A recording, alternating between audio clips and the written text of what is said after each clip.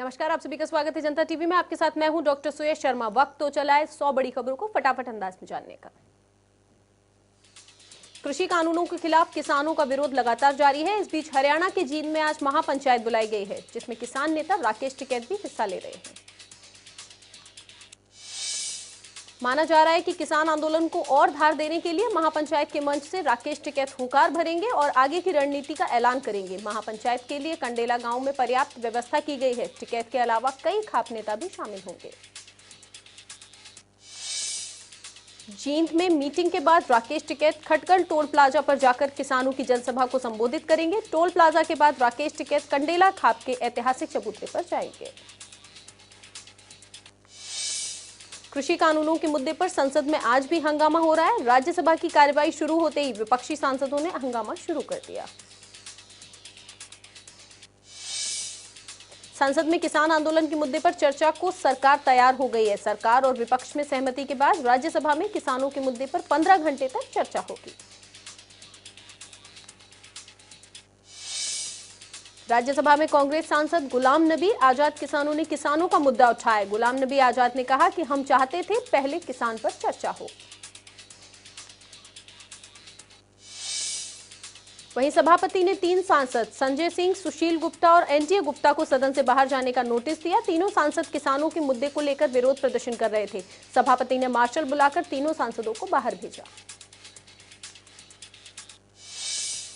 तो वहीं मंगलवार को संसद में भी गतिरोध बरकरार रहा। लोकसभा और राज्यसभा दोनों सदनों में विपक्ष कृषि कानून किसानों के मुद्दे पर चर्चा कराए जाने की मांग पर अड़े रहे। दिल्ली हिंसा पर आज सुप्रीम कोर्ट में सुनवाई होगी। मामले की सुनवाई चीफ जस्टिस एस बोबड़े की अध्यक्षता वाली बेंच करेगी। आपको बता दें, 26 जनवरी को किसानों की ट्रैक्टर परेड में हुई हिंसा को लेकर सुप्रीम कोर्ट में 2 याचिकाएं दाखिल की गई हैं। कृषि कानूनों के खिलाफ किसानों का आंदोलन 70वें दिन भी जारी है। किसानों की एक ही मांग है कि सरकार तीनों कृषि कानूनों को रद्द करे और एमएसपी पर कानून बनाए। राकेश टिकैत ने किसान आंदोलन को लेकर बड़ा ऐलान किया। उन्होंने कहा कि हमारा नारा एक ही है, कानून वापसी नहीं तो घर वापसी नहीं। टिकैत ने कहा, हमने सरकार को बता दिया कि यह आंदोलन अक्टूबर तक चलेगा। राकेश टिकैत का कहना है कि सरकार बातचीत से समस्या का हल निकाले। उन्होंने कहा, हम बातचीत के लिए तैयार हैं, मगर किसान संयुक्त मोर्चा के जो 40 सदस्यों की कमेटी है उससे सरकार बात करे। कृषि कानूनों के खिलाफ जारी विरोध के बीच संयुक्त किसान मोर्चा ने आगामी रणनीति का ऐलान कर दिया है। अब किसान 6 फरवरी को देश भर में चक्का जाम करेंगे। किसान शनिवार 6 फरवरी को देश भर में दोपहर 12 बजे से शाम 3 बजे तक चक्का जाम करेंगे। दिल्ली की सीमाओं पर किसानों के प्रदर्शन स्थलों को किले में तब्दील कर दिया गया है। पुलिस ने सुरक्षा कड़ी करते हुए बैरिकेड की संख्या बढ़ा दी है। सिंघू टीकरी बॉर्डर और गाजीपुर बॉर्डर पर बैरिकेडिंग की जा रही है। दिल्ली हरियाणा को जोड़ने वाले सिंघू में 4 लेयर की बैरिकेडिंग के साथ सीमेंट के अवरोध के बीच लोहे की छड़ लगाई गई है। दिल्ली उत्तर प्रदेश की सीमा पर गाजीपुर में भी वाहनों की आवाजाही के लिए रोक कई स्तरों पर बैरिकेड लगाए गए हैं। लोगों को पैदल चलने से रोकने के लिए गाजीपुर बॉर्डर पर कटीले तार भी लगाए गए हैं। टीकरी बॉर्डर पर भी पुलिस ने सुरक्षा बढ़ा दी है। किसानों को रोकने के लिए 4 फीट मोटी सीमेंट की दीवार बनाकर 4 लेयर में बैरिकेडिंग की गई है। सड़क खोदकर उसमें नुकीली सरिया लगा दिए गए हैं। हरियाणा के कई जिलों में इंटरनेट सेवा अभी भी बंद है। प्रदेश सरकार ने 7 जिलों कैथल, पानीपत, जींद, रोहतक, चरखी दादरी, सोनीपत और झज्जर में नेट बंद करने की अवधि शाम 5 बजे तक बढ़ा दी है। दिल्ली हिंसा मामले में पुलिस ने अब तक 44 एफआईआर दर्ज की है। अब तक 122 लोगों को गिरफ्तारी हो चुकी है। इसके साथ ही दिल्ली पुलिस ने 26 जनवरी को हुई हिंसा का एक और वीडियो जारी किया है, जिसमें उपद्रवी लाल किले के अंदर घोड़े के साथ जाते दिखाई दे रहे हैं। दिल्ली में किसानों की ट्रैक्टर रैली के दौरान लाल किले के प्राचीर में झंडा फहराने के आरोपी दीप सिद्धू अब तक फरार है। इस बीच दिल्ली पुलिस ने दीप सिद्धू पर 1 लाख का इनाम रखा। साथ ही हिंसा में शामिल 4 दूसरे आरोपियों पर 50,000 के रुपए का इनाम रखा गया है। आपको बता दें, प्रदर्शनकारी किसानों की गणतंत्र दिवस के मौके पर निकाली गई ट्रैक्टर रैली के दौरान जमकर हिंसा हुई। प्रदर्शनकारियों ने लाल किले की प्राचीर पर जाकर निशाना साहिब झंडा भी फहरा दिया। बिहार की नीतीश कुमार सरकार ने नया नियम बनाया है जिसके मुताबिक अगर किसी ने भी प्रदर्शन के विरोध किया, सड़क जाम की, तो उसे सरकारी नौकरी नहीं मिलेगी। सरकार की तरफ से जारी आदेश में सड़क जाम करने वालों को सरकारी नौकरी और सरकारी ठेके से वंचित रखने का प्रावधान किया गया है। सरकार के इस फैसले को लेकर विपक्षी नेता तेजस्वी यादव ने नीतीश सरकार पर निशाना साधा। तेजस्वी यादव ने ट्वीट कर नीतीश कुमार को बेचारे मुख्यमंत्री बताया। उन्होंने कहा 40 सीट के मुख्यमंत्री कितने डर रहे हैं। उन्होंने कहा नीतीश कुमार मुसोलियन और हिटलर को चुनौती दे रहे हैं। मंगलवार को पंजाब के जलालाबाद में हुए कांग्रेस अकाली झड़प मामले में करीब 60 लोगों पर एफआईआर दर्ज की गई। आपको बता दें, सुखबीर बादल के काफिले पर पथराव हुआ था, जिसके बाद कांग्रेसी और अकाली कार्यकर्ता आपस में भिड़ गए थे। बता दें कि अकाली दल के नेता सुखबीर बादल जलालाबाद में नगर काउंसिल चुनाव में प्रत्याशी का नामांकन दाखिल करने पहुंचे थे। इस दौरान उनके काफिले पर हमला हुआ था। अकाली दल ने कांग्रेस पर हमले का आरोप लगाया। एशिया का सबसे बड़ा air show arrow India 2021 Bengaluru में शुरू हो चुका है। रक्षा मंत्री राजनाथ सिंह सुबह 9:30 बजे एरो इंडिया का उद्घाटन किया, जिसके बाद 10:15 बजे फ्लाइंग पास्ट हुआ। नागरिक उड्डयन मंत्रालय पाड़े ने बताया कि 5 फरवरी तक चलने वाला एयर शो पहली बार हाइब्रिड मॉडल पर आधारित है। इसमें लोग घर पर बैठे शो का हिस्सा बन सकेंगे। कोरोना की वजह से इस वर्ष एरो इंडिया में आम लोगों को प्रवेश नहीं है। 13वें एरो इंडिया शो में देश विदेश की 600 कंपनियां शामिल हो रही हैं। इसमें 14 देशों की 78 कंपनियां शामिल होंगी। वहीं 203 वर्चुअल रूप से अपने हथियारों और दूसरे सैन्य सामान का प्रदर्शित करेंगे। इस दौरान रक्षा मंत्री राजनाथ सिंह ने कहा कि सरकार ने देश की सुरक्षा तंत्र को मजबूत करने के लिए अहम कदम उठाए हैं। रक्षा मंत्री बोले कि बड़े और जटिल रक्षा प्लेटफॉर्मों का घरेलू विनिर्माण अब आत्मनिर्भर भारत अभियान के तहत हमारी नीति पर केंद्रित हो गया है। अगले 7-8 वर्षों में सैन्य आधुनिकीकरण पर $130 बिलियन खर्च करने की योजना है। राजनाथ सिंह ने कहा कि वैश्विक महामारी के बावजूद इस वर्ष के आयोजन में इतनी बड़ी संख्या में प्रतिभागियों को देखकर प्रसन्नता हो रही है। ये देश के लिए आर्थिक विकास को बढ़ावा देगा। फरवरी को उत्तर प्रदेश के सभी जिलों में चौधरी चौरा शताब्दी महोत्सव का आयोजन किया जा रहा है। शहीद स्मारक पर मंत्री, सांसद, विधायक, शहीदों और स्वतंत्रता संग्राम सेनानियों के परिजन पर इस मौके पर उपस्थित रहेंगे।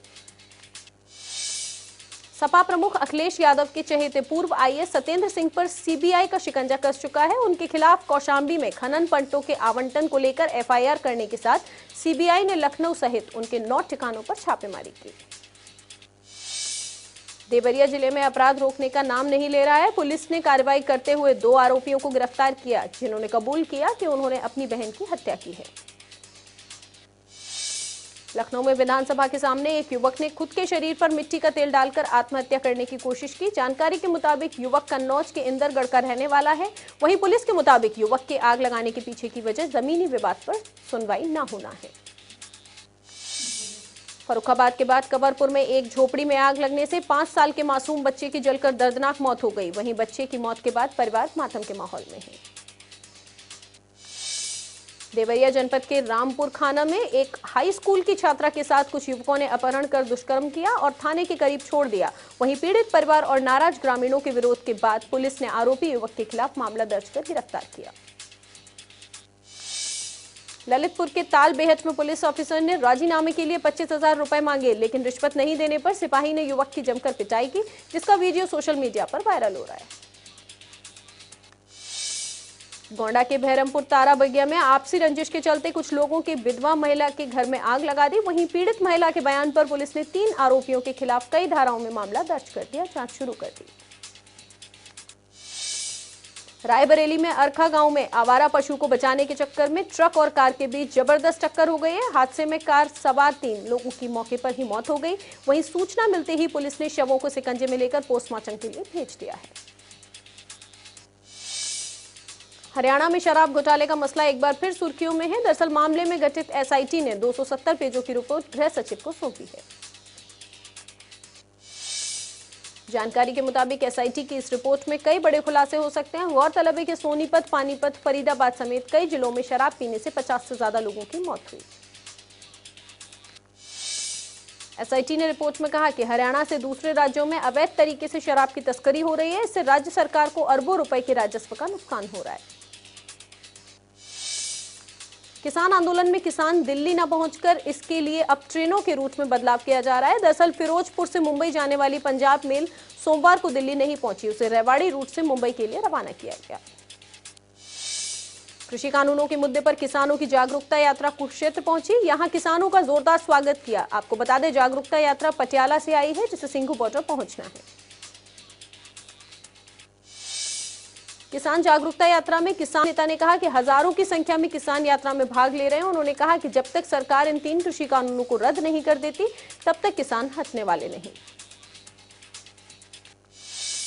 फरवरी को होने वाले चक्का जाम के लेकर सिरसा के शहीद सिंह स्टेडियम में किसान नेताओं ने बैठक की और इस सिलसिले में रणनीति बनाई। नरवना में इंटरनेट सेवा शुरू करवाने के लिए किसानों ने हिसार चंडीगढ़ हाईवे पर प्रदर्शन किया। इस दौरान किसानों ने बदोवाला टोल प्लाजा पर जाम लगाकर सरकार के खिलाफ नारेबाजी की।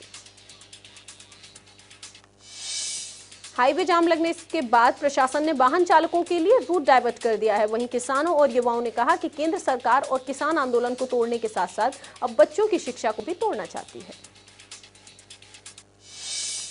जींद में हजारों किसानों ने इंटरनेट सेवा बंद करने के विरोध में खटकर टोल प्लाजा पर पहुंचकर संगरूर से दिल्ली जाने वाले नेशनल हाईवे को जाम कर दिया। वहीं इस दौरान किसानों ने सरकार के खिलाफ जमकर नारेबाजी की। दिल्ली हिंसा में गिरफ्तार हुए किसानों की रिहाई की मांग को लेकर टोहाना में कई किसान संगठनों ने रोष मार्च निकाला और सरकार के खिलाफ जमकर नारेबाजी की।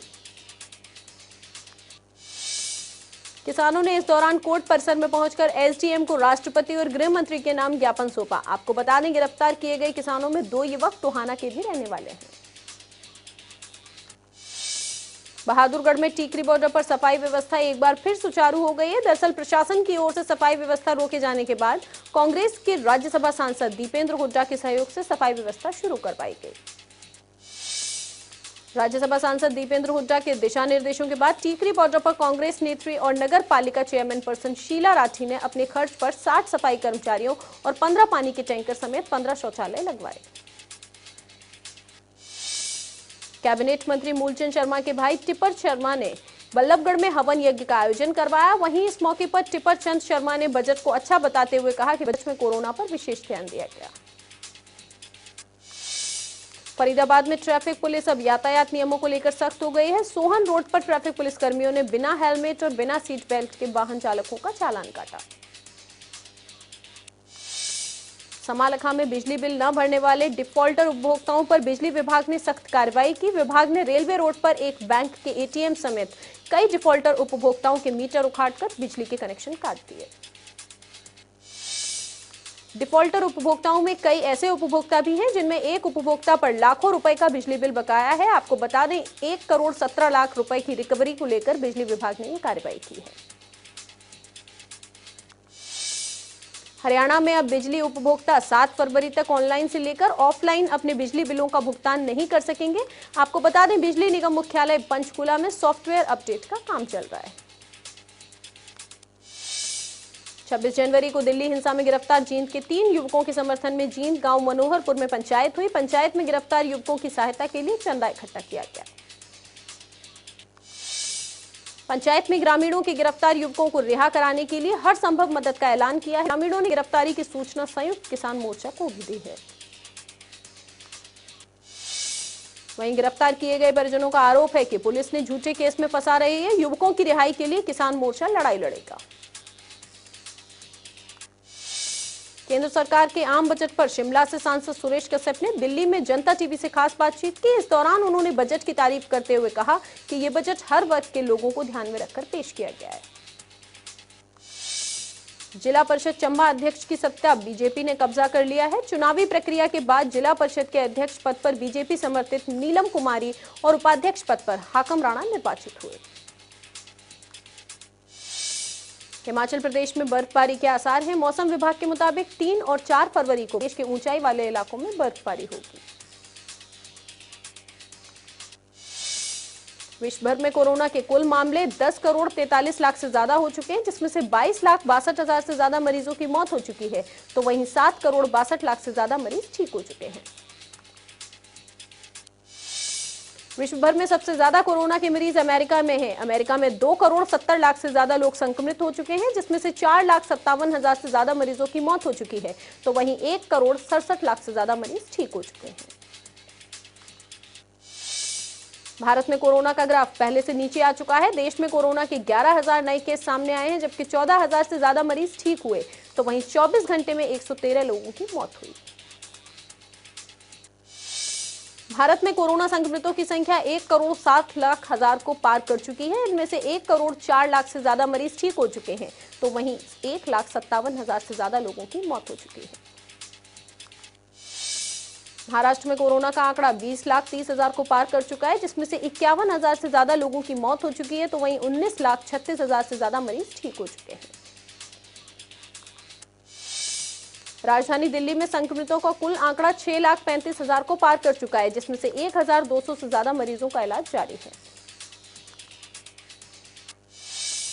उत्तर प्रदेश में कोरोना के कुल मामले 6 लाख को पार कर चुके हैं। इसमें से 8,600 से ज्यादा मरीजों का इलाज जारी है, तो वहीं 5,000 से ज्यादा केस अभी भी एक्टिव हैं।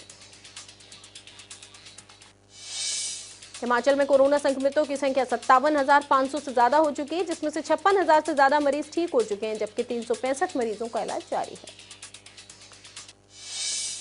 हरियाणा में कोरोना संक्रमितों का कुल आंकड़ा 2,68,000 के पार पहुंच चुका है। इसमें से करीब 2,64,000 से ज्यादा मरीज ठीक हो चुके हैं, तो वहीं 1,000 से ज्यादा मरीजों का इलाज जारी है। अमेजन के फाउंडर जेफ बेजोस ने सीईओ का पद छोड़ने का ऐलान किया है। जेफ बेजोस इस साल के आखिरी तक पद छोड़ देंगे। उनकी जगह पर अमेजन वेब सीरीज के चीफ एंडी जेसी को सीईओ की जिम्मेदारी दी जाएगी। अमेजन के कर्मचारियों को लिखी एक चिट्ठी में जेफ बेजोस ने कहा कि वो अब अंतरिक्ष और पत्रकारिता समेत अन्य व्यावसायिक उपक्रमों पर ध्यान देंगे। आपको बता दें, जेफ बेजोस ने 1994 में अपने गैराज में अमेजन की स्थापना की थी। टेस्ला के सीईओ और विश्व के सबसे अमीर शख्स एलन मस्क ने ट्विटर से कुछ समय के लिए ब्रेक लेने का ऐलान किया है। हालांकि इसके पीछे की वजह उन्होंने नहीं बताई। आपको बता दें कि ट्विटर पर उनके करीब 4.45 करोड़ फॉलोअर्स हैं। रूस की स्पुतनिक वी वैक्सीन को तीसरे फेज के टेस्ट में सफलता मिली। एक रिपोर्ट के अनुसार कोरोना पर वैक्सीन ने 91.6% असर दिखाया। म्यांमार की सेना ने ऐलान किया है कि इमरजेंसी खत्म होने के बाद वो देश में उचित और पारदर्शी तरीके से चुनाव कराएगी और चुनाव में जीत हासिल करने वाली पार्टी को सत्ता हस्तांतरित कर दी जाएगी। गौरतलब है कि म्यांमार की सेना ने सोमवार को देश की सर्वोच्च नेता समेत सत्ताधारी पार्टी के नेताओं को गिरफ्तार कर सत्ता अपने हाथ में ले ली है। म्यांमार की सेना ने देश में 1 साल की इमरजेंसी का ऐलान किया है। भारत और इंग्लैंड के बीच 4 टेस्ट मैचों की सीरीज 5 फरवरी से शुरू हो रही है। दोनों टीमों के बीच शुरुआती 2 मुकाबले चेन्नई में खेले जाएंगे, जबकि बाकी के 2 मैच अहमदाबाद में होंगे। हेड टू हेड में भारतीय टीम का पलड़ा इंग्लैंड पर भारी है। दोनों टीमों के बीच अब तक कुल 60 टेस्ट मैच खेले गए हैं, जिसमें से 19 टेस्ट मैच भारत ने जीते, तो वहीं 13 टेस्ट मैच इंग्लैंड ने अपने नाम किए। इंग्लैंड के खिलाफ टेस्ट सीरीज शुरू होने से पहले भारतीय टीम ने जमकर नेट प्रैक्टिस की, जिसकी तस्वीरें बीसीसीआई ने सोशल मीडिया पर शेयर की। तस्वीर में कप्तान विराट कोहली, हिटमैन रोहित शर्मा समेत कई खिलाड़ियों को देखा जाता है। टीम इंडिया के कप्तान विराट कोहली इंग्लैंड के खिलाफ शतक जमाते इंटरनेशनल क्रिकेट में सबसे ज्यादा शतक बनाने वाले कप्तान बन जाएंगे। आपको बता दें, अभी विराट और रिंकी पेंटिंग इस मामले में 41 शतक के साथ बराबरी पर हैं। हॉलीवुड की जानी मानी सिंगर रिहाना ने दिल्ली की सीमाओं पर जारी किसान आंदोलन का समर्थन करते हुए प्रतिक्रिया दी। उन्होंने ट्वीट कर किसान आंदोलन की तस्वीर शेयर करते हुए लिखा कि हम इस बारे में बात क्यों नहीं कर रहे।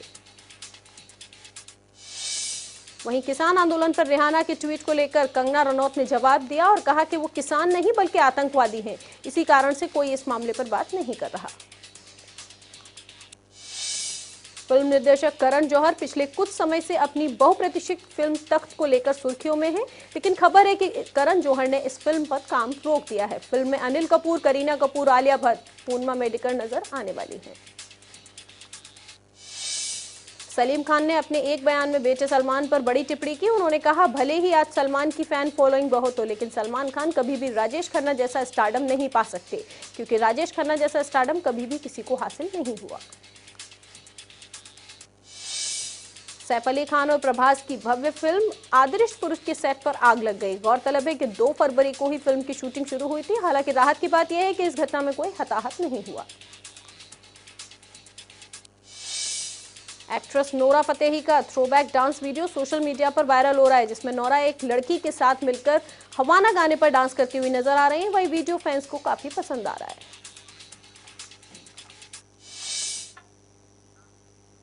100 खबरों में फिलहाल इतना ही। वक्त हो चला एक छोटे से ब्रेक का। ब्रेक के उस पार भी खबरों का सिलसिला जारी रहेगा। देखते रहिए जनता टीवी।